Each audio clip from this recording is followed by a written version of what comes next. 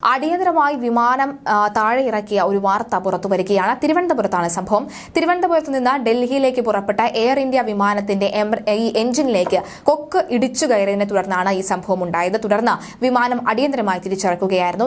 ശനിയാഴ്ച രാത്രി 8:20-ന് 146 യാത്രക്കാരുമായി പുറപ്പെട്ട വിമാനത്തിലാണ് ഈ പക്ഷി ഇടിച്ചു കയറിയത്.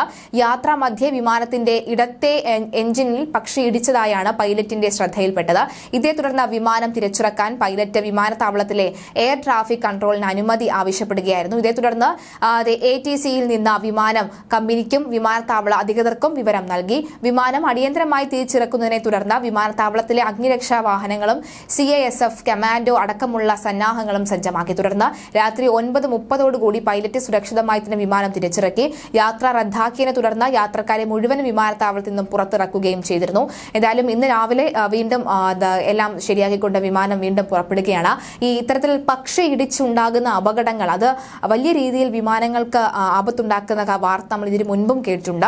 പക്ഷി ഇടിച്ചതിനെ തുടർന്ന് വിമാനം അല്ലെങ്കിൽ പക്ഷികളുടെ ശല്യം കാരണം വിമാന യാത്ര അല്ലെങ്കിൽ സർവീസ് മുടങ്ങുന്ന ഒരു സാഹചര്യം ഉണ്ടായിട്ടുണ്ട്.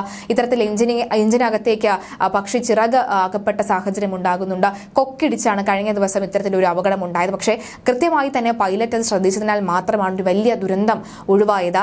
ഒരു പക്ഷേ അത് പൈലറ്റിന്റെ ശ്രദ്ധ അത് പെട്ടില്ലായിരുന്നുവെങ്കിൽ അത് വലിയൊരു അപകടത്തിലേക്ക് കാര്യങ്ങൾ നയിച്ചേനെ. എന്തായാലും ആശ്വാസത്തിലാണ് ആ 140 യാത്രക്കാരും ജീവനക്കാരും.